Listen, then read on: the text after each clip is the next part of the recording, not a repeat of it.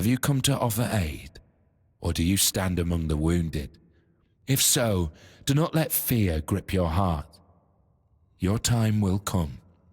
Trust the will of the word, and you shall shine.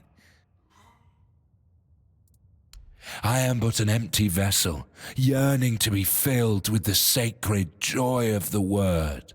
Now I am perfectly blank and naked. Alone I lie in this cold place, silently watching, patiently waiting. But soon all shall be perfectly splendid. I have been marked, a gift given to me so that I may pass it on. Tell me, do you wish to become a hollow shell, an obedient corpse, able to hear the voice of the one who guides us to the final act?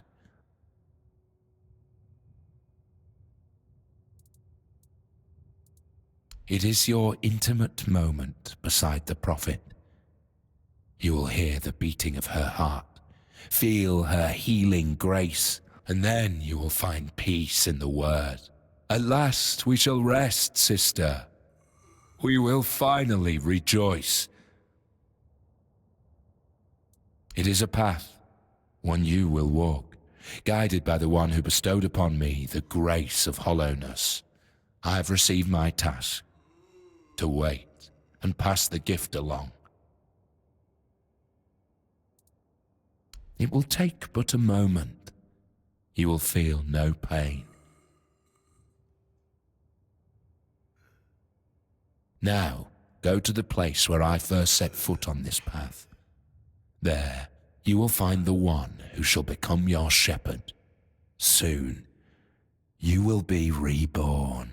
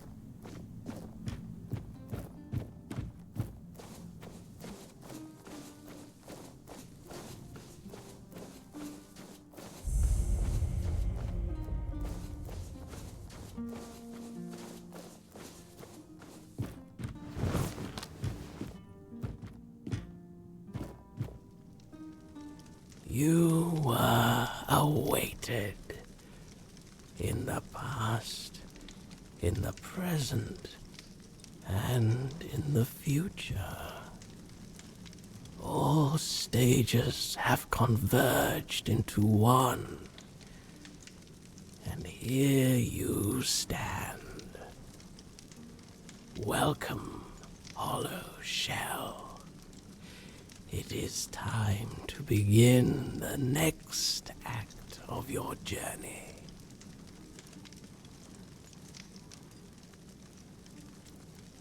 I am the one, the vessel, the bearer of grace, the giver.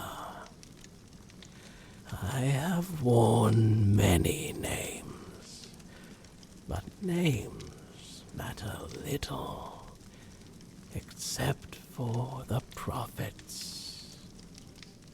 Kai, Kai, Kai, listener of the bleeding heart of the plague, the sanctified pilgrim.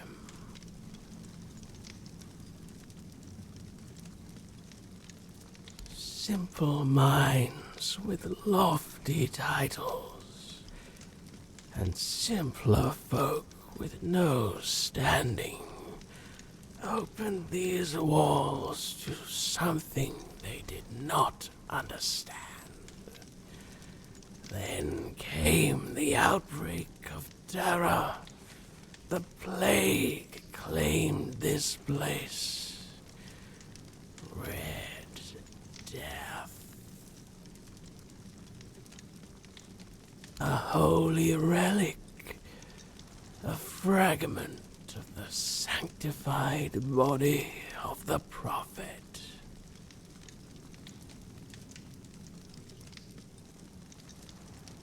Ignatius is but a corpse now, walking his own path toward grace. But his journey nears an end. He survived because he was the only one prepared to become a hollow shell. I chose him to carry the gift forward, to pass it on to someone he deemed worthy. It seems that someone was you.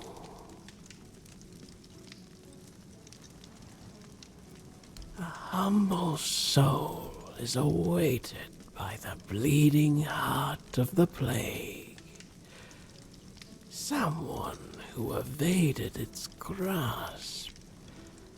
Someone who defied the destiny laid before them.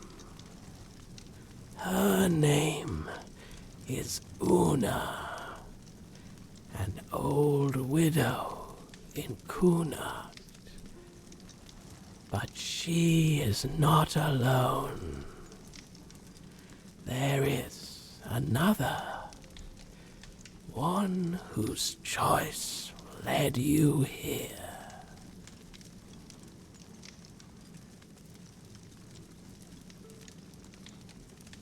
Yes, him. His role as the hollow shell must end. His purpose is fulfilled. He is no longer needed. In you, I have found a servant whose perfect obedience will enact the will of Prophet Kai and the Hard. She will die in her sleep, and she will find peace in death. For those who defy their destiny cannot depart with joy.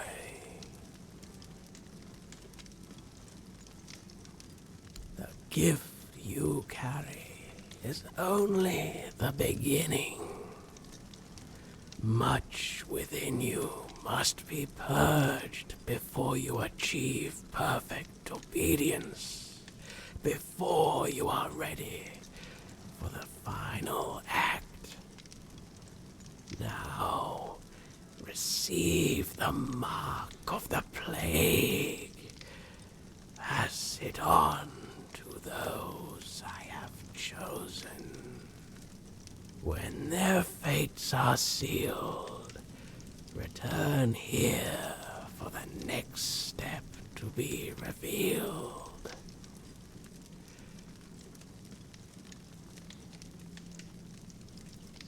I know.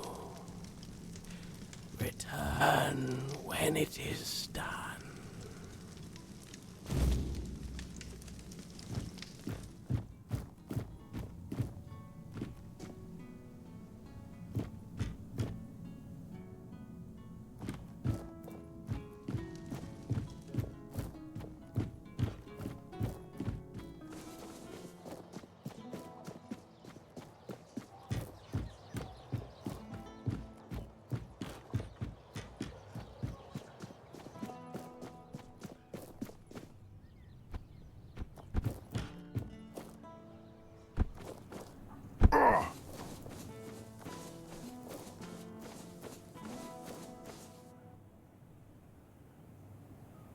All-Mother, keeper of day and night, shelter us in your embrace.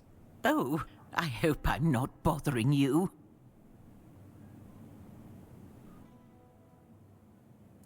My family, my daughter, her husband, and my grandson, we all used to live in this house together.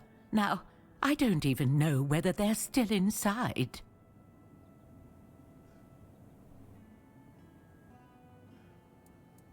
I was visiting my sister in the borough for what might have been the last time. She's 2 years younger than I am, but she's always been sickly. When I got back, the plague was already raging. The Red Priests either took the others or drove them away. Nobody can tell me if they took my family to the island asylum, or if they're all lying dead inside, with flies crawling all over them. So I sit here and pray. What else can I do?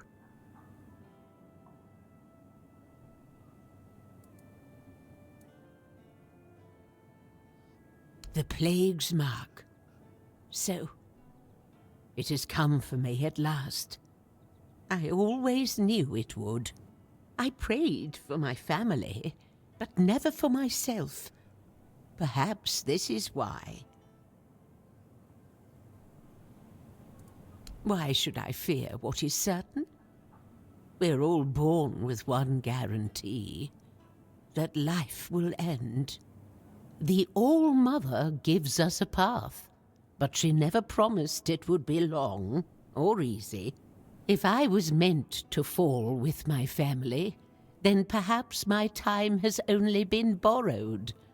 I will not fight fate, nor resent its messenger.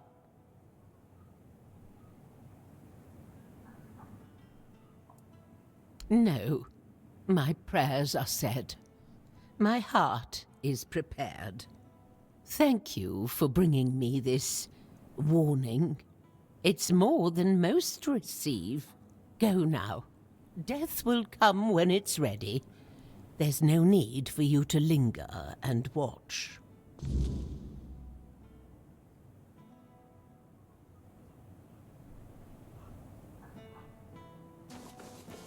Are they hungry?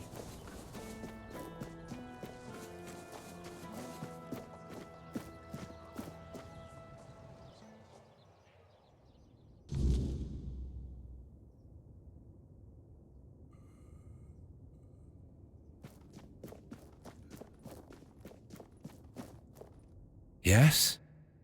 What brings you here?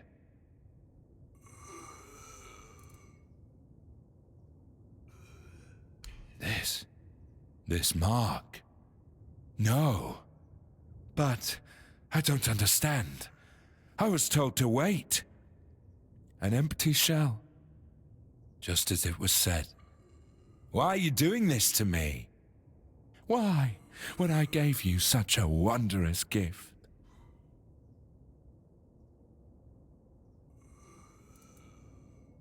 Sleep. Yes. That will be a good way to die. All that remains is to believe that the final act will bring peace. That I will hear the true word, feel the warmth of the prophet. Go now. Let me think. It's a pleasure to see you.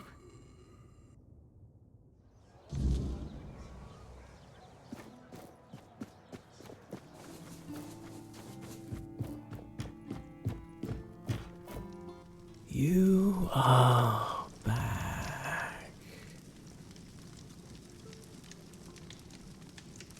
Ignatius, Una, these souls have taken their first steps onto the path that leads to the embrace of the bleeding heart of the plague.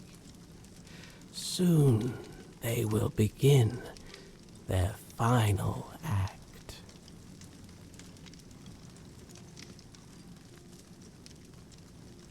Give it to me.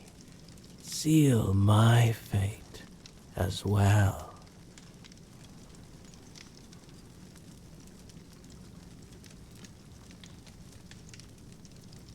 like Una, I shall find silence. I shall finally catch my breath. I cannot wait for that moment. You shall begin your final march toward your destiny. You will witness what was ordained for you long ago, from the moment you first arrived at the island asylum.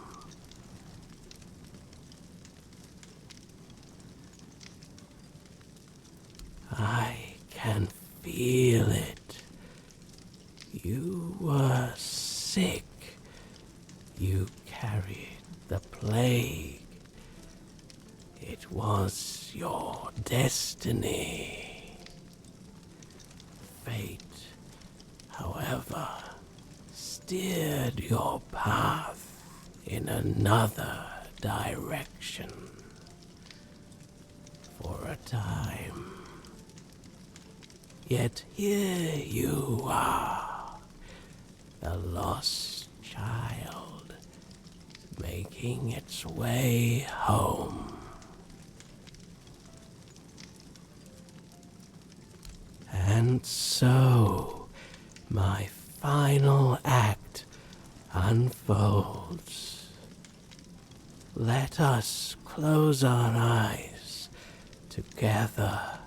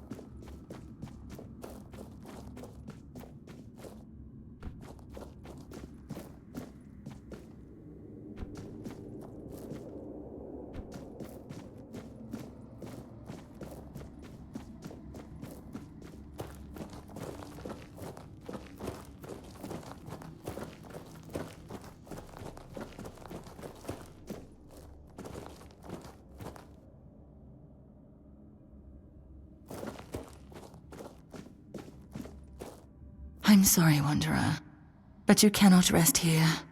Not yet. I sense my brother's soul within you. The pull of his destiny is stronger than any of our desires. I am, well, his half-sister. A very important distinction at court. To Arthur, though, I was always just sister. The one he liked, not only loved. I stood by his side, listened to him, and spoke my mind when he needed it. And when the visions came, I was the only one who understood they weren't just madness. My poor brother. I couldn't bear to see him suffer. There was little I wouldn't do if it meant I could help him. They came with the plague. The land was ravaged by sickness, and Arthur's mind was plagued by waking nightmares. He heard a voice, clear as any other, calling to him, relentlessly, day and night, begging him to return to Avalon. Oh, but how does one return to a place they have never seen before? He'd come to me in the dead of night, afraid he was going mad. But I knew better. I heard it too, though faintly. To me, they were merely echoes of a distant despair.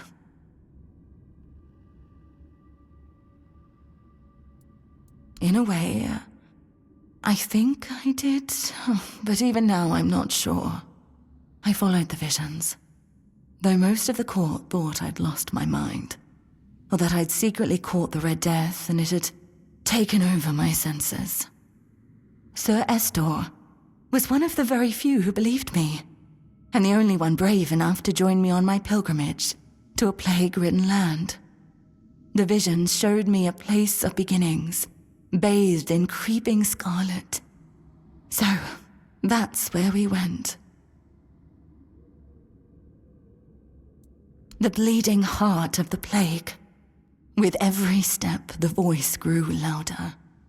And when I finally saw it, it felt as though it was beating inside my own chest. Each heartbeat was like a knife twisting, a festering wound that could never heal. That's when I understood. The homelands are lost, and Avalon is truly our only salvation.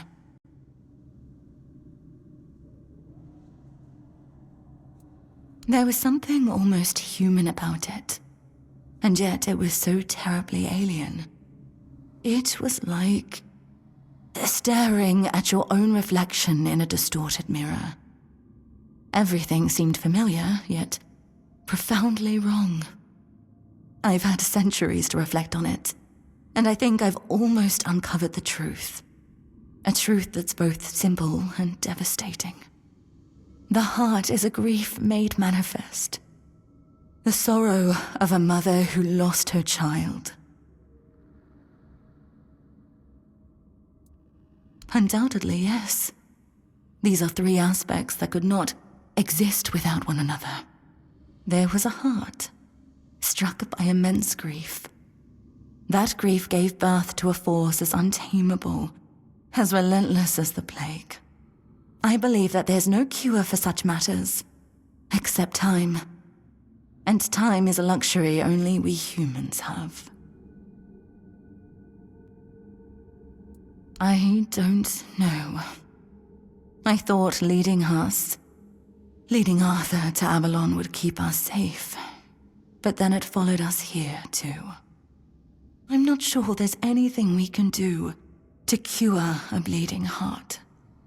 For a being that exists outside of time, with only a rudimentary grasp of mortality, there's no such thing as an end. I doubt she wants everyone else to suffer with her. She just doesn't know how to stop.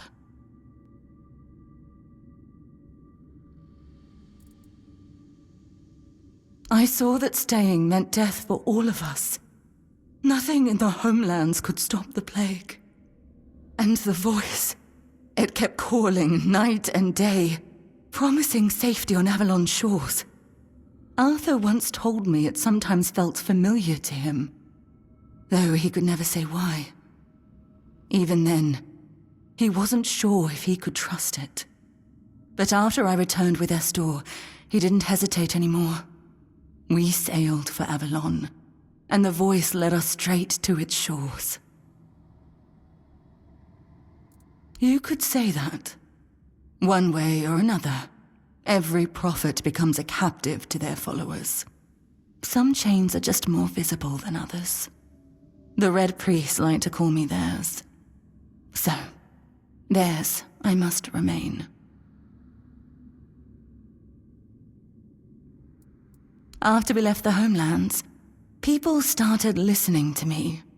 Not just to my brother. It was terrifying, stepping out of his shadow. But I did my best to guide them. You see, no one becomes a prophet on their own.